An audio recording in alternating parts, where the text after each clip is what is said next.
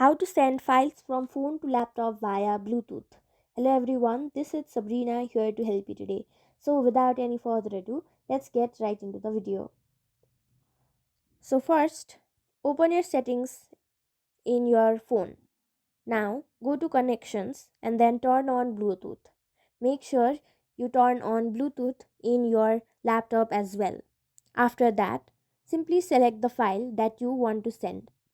Let's say I want to send this video. Now, in order to do so, simply tap on the share icon and then select more. Now, go to Bluetooth. Now, your laptop will be available here if you have turned on Bluetooth on that device. Select the device, send the request to send the file. After getting the receiving confirmation from your laptop, your file will be sent. So that's it. Thank you for watching this video. Make sure to like, share and subscribe to our YouTube channel. If you got any questions, comment them down and I'll catch you in the next one.